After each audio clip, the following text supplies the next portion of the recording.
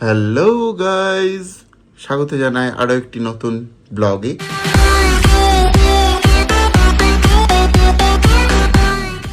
আজকে একটা বড় ব্লগ হচ্ছে, সারা দিনের ব্লগ। আমরা এখন বেরোচ্ছি রয়্যাল এনফিল্ড টিমের সাথে, আবার সেই আগের বছরের মতো বিআরএসএমে যাচ্ছি। আশা করি তোমরা বুঝতে পারছো কোনটার কথা বললাম আমি। চলো বেরোনো যাক, সবাই ফোন করে দিয়েছে, এক্ষুনি আমাদের বেরোতে হবে। চলো এরপর আবার ব্লগটা কন্টিনিউ করছি। আর এখন কটা বাজে? এখন 7টা, 7:30 বাজে, না 7:30 বাজে। চলো ব্লগটা এখান থেকে শুরু করছি, দেখতে থাকো, তোমাদেরও ভালো লাগবে আর আমিও চেষ্টা করছি যতটুকু দেখাতে পারি। এখানে এখন লাগেজ গুলো আমাদের পেতে দিচ্ছে, কারণ আমরা আগের বারের মতো এবারেও বাঁধতে পারিনি লাগেজ তাড়াহুড়োর চক্করে। আর আমরা যতবার বেঁধেছি ততবার খুলে পড়ে যাই বলে আমরা রিস্ক নিইনি বাঁধা। একবার বেঁধেছিলাম, খুলে পড়ে গেছিল বলে আমরা রিস্ক নিচ্ছি না বাঁধা।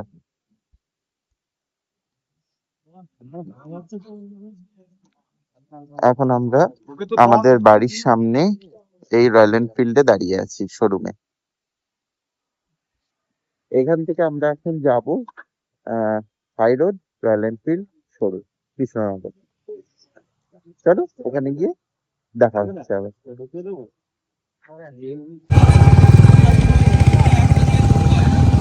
এইখানে এখন বেশিরভাগ বাইক চলে এসছে, আর কয়েকটা বাইকই দেরি। ও তারপরেই আমরা জার্নি স্টার্ট করব। এটাই হলো কৃষ্ণনগর হাইওয়ের রয়্যাল এনফিল্ড শোরুম।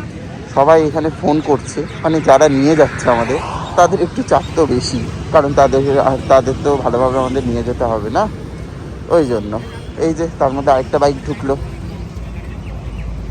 চলো, আশা করি ব্লগটা খুব ভালো হবে, আগের বারের তুলনায় আরেকটু ভালো করার চেষ্টা করব। চলো তাহলে স্টার্ট করা যায়, এরপর আমরা বেরোবো। আবার বেরোনোর টাইমে ব্লগ কন্টিনিউ করছি। একবার আমাকেও দেখে নাও কেমন লাগছে আজকে দেখতে। আমাকে কেমন একটা মানে ফিল করতে হবে, দেখা দিয়েছে এরকম মনে হচ্ছে।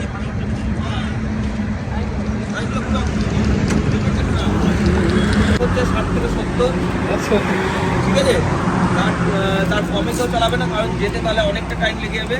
হ্যাঁ, কারণ প্রবলেম হচ্ছে চালাতে পারছে, ঠিক আছে চালা, কিন্তু যখন দেখছো সামনে ফাঁকা রাস্তা একটু ধরে চালা, ঠিক আছে, নাহলে টাইমটা অনেক লেগে যাবে। আর আমরা এমনিতে অনেক দেরি করে বেরোচ্ছি, রাস্তায় প্রচুর জ্যাম পাবো, ঠিক আছে। আর যে কোনো প্রবলেম হলে হাত দেখিয়ে সাইডে দাঁড়িয়ে যাবে, ও আপনাদের ছেড়ে আসবে না। যদি পেছনে একজনও থাকে, একজনের জন্য ওরা তাকেও দাঁড়াবে।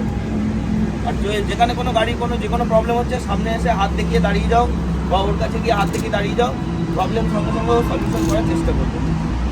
তো আর লুকিং গ্লাস থেকে কেউ যেন কাউকে পেছনের জনকে না হারায়, এটা একটু দেখে চলবে। কারণ তুমি যাচ্ছ, তোমাকে ফলো করে কিন্তু আরেকজন যাবে। সবাই লুকিং গ্লাসের পেছনের লোকটাকে যেন দেখতে পারে, এরকম ডিস্টেন্স রেখে চলবে, ঠিক আছে। ভালোভাবে রাইডটা করতে হবে, অনেকজন যাচ্ছি।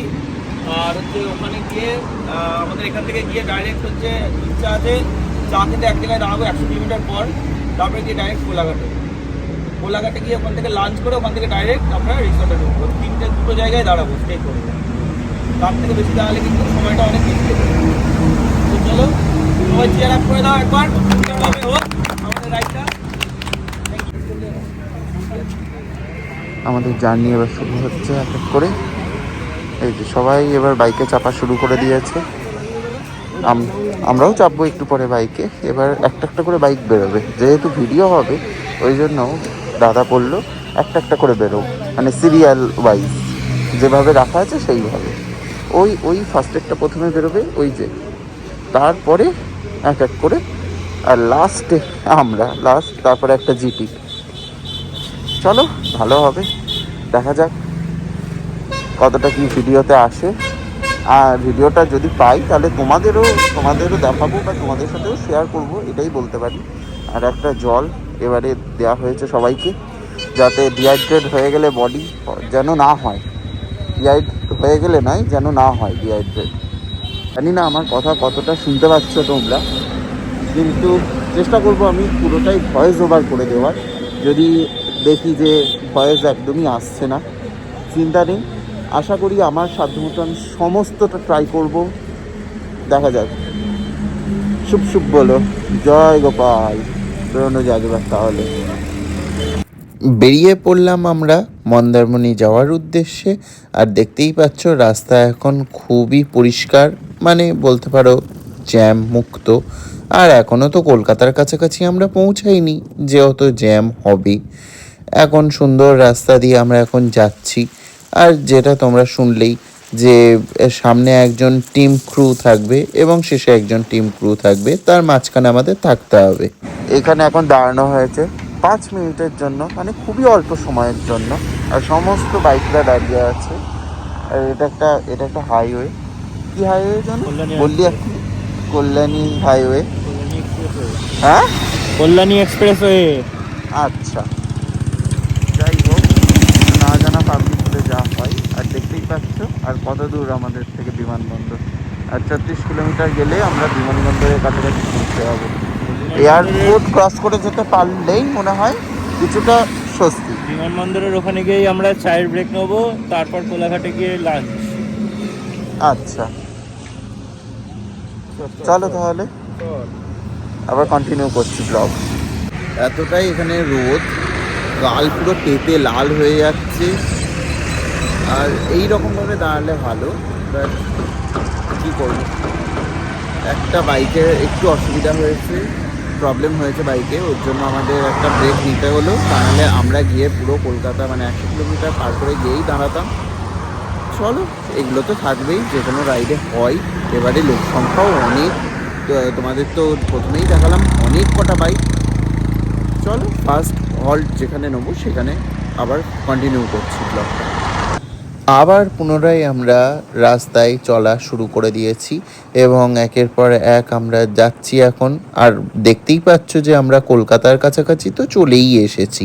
বিমানবন্দর যেটা তোমাদের দেখাচ্ছিলাম যে 36 কিলোমিটার দূর, সেটা আর 5 কিলোমিটার দূর। তার মানে বুঝতেই পারছো আমরা কতটা কাছে চলে এসেছি কলকাতার। আর বলতেই পারো কলকাতায় ঢুকেই গেছি। এখন আবার একটু দাঁড়াতে হলো আমাদের, যেটা রাইড শুরু হওয়ার আগে আমাদের বলেছিল যে একটু দেখে শুনে চালাবে আর কলকাতার ওপর দিয়ে একটু দেখে শুনে পার হবে, নাহলে রাস্তা গুলিয়ে যেতে পারে। আর সেইটাই হলো আমাদের। বেশ কয়েকজন আমরা এখন রাস্তা দেখছি, আবার চেক করছি কোন রাস্তাটা দিয়ে আমরা কলকাতা থেকে বেরোবো। কারণ কলকাতাতে তো অনেক রাস্তা এসে যুক্ত হয়, এইবার এইটা হয়ে গেছে প্রবলেম।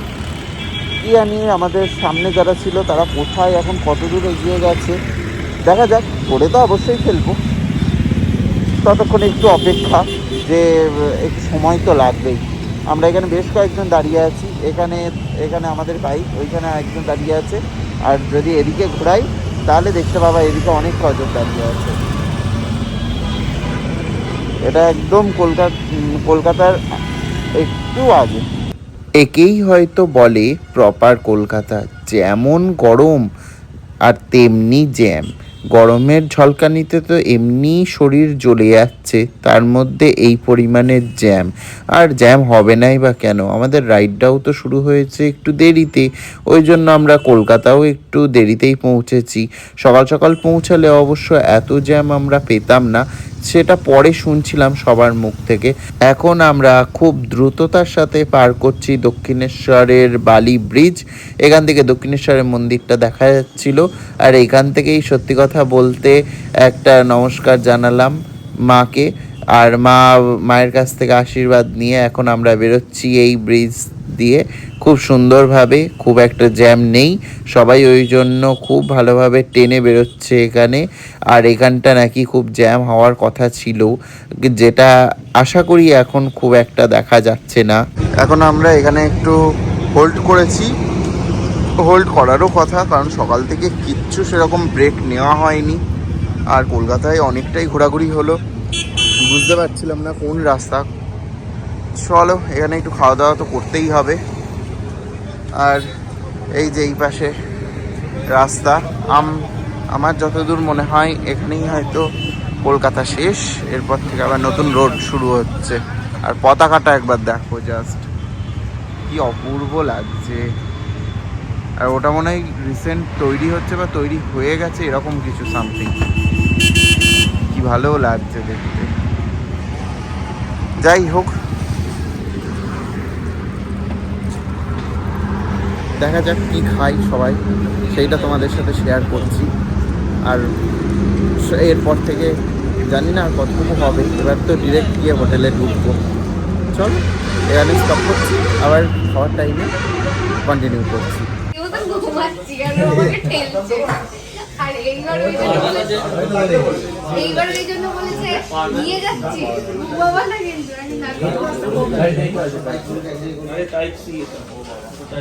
তাহলে তুমি ডুয়ার্স গেলে তো আরোই ঘুমিয়ে যেতে।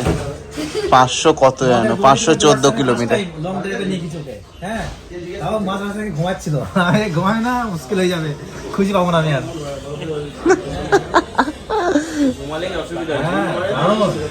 পেছনের জন ঘুমালে সামনের জনেরও ঘুম পায়, ওই টানে টানে পড়ে যাবে তো, পড়ে যাবে। এইটা অনেক আলাদা। হ্যাঁ এটা ঠিক। খুব ছোড়া খেলা। কি আলোচনা আমরা করছি, এটা বিরাট আলোচনার একটা অংশ।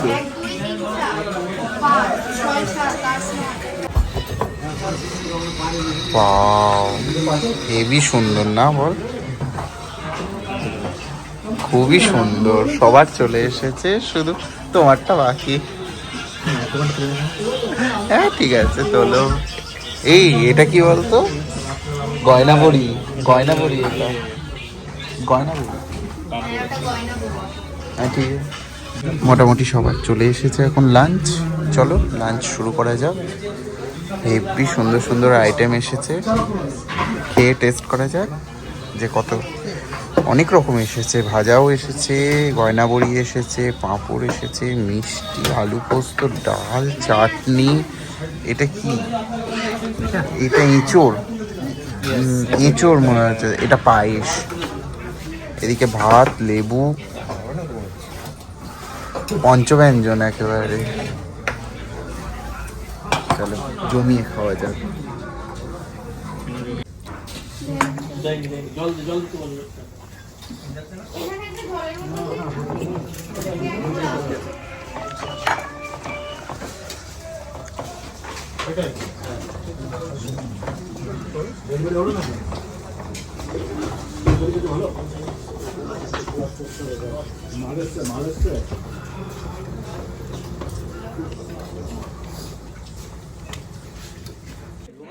চলো আমাদের খাওয়া তো ডান হলো, আমরা এবার খাওয়া দাওয়া করে নিয়েছি। এবার বসেছে আমাদের যারা এত দায়িত্ব করে নিয়ে যাচ্ছে, আমাদের ক্রু, তারা এখন খেতে বসেছে একটা টেবিলে।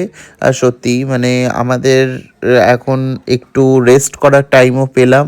তারা এখন খাওয়া দাওয়া করছে, সেই টাইমটুকু আমরা একটু রেস্টই নিয়ে নিই, তারপর আমাদের আবার যাওয়া শুরু হবে।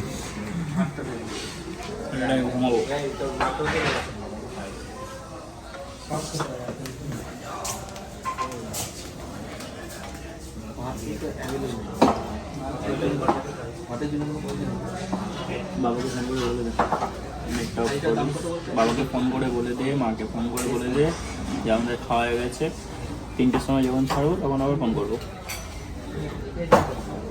আমি এসেছি বলে তুই একবার ফোন করেছিস? কখন? আমিই তো করে করে তোকে দিয়ে আসছি। নে কথা বল। তুই তো তোর ফোনে তোর সাথে কথা বলছি, কথা বলাটা নিয়ে কথা। আমি ফোনটা নাই আমার ফোন থেকে করলাম, কথা তো বলতে হবে। তাহলে তোর ফোন থেকেই তো ফোন করে কথা বলা হয়ে গেল আমার, তাহলে আমি আমার এক্সট্রা করে কেন ফোন করবো? না তো তোর তো করা উচিত না, আমি করলাম, তুই আরেকজনকে কর। করবো না।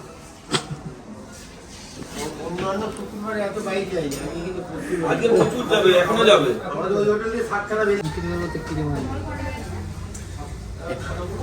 নিয়ে নে।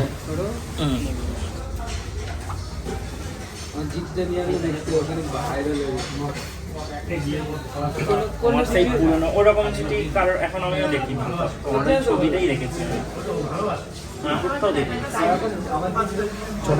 সবাই রেডি হচ্ছে, আমি সেরকম কিছু রেডি হওয়ার নেই আমার, কিন্তু এই হাত গ্লাভসটা পরবো, হেলমেটটা পরার আগে একটা পট্টি নেবো, ব্যাস এইটুকু। চলো তাহলে আবার বেরোনো যাক, জার্নি আবার শুরু করা যাক। অনেকটা রেস্ট হলো খেয়ে দে। হ্যাঁ এবার টান হোটেলে গিয়েই পৌঁছাবো। হোটেল না রিসর্ট, ওই যাই হোক, সোজা মন্দারমণি ডেস্টিনেশনে এবার পৌঁছাতেই হবে, কারণ এখন প্রায় 2:30-এর বেশি বেজে গেছে, আর 4টে 4:30-এর মধ্যে আমাদের পৌঁছাতেই হবে।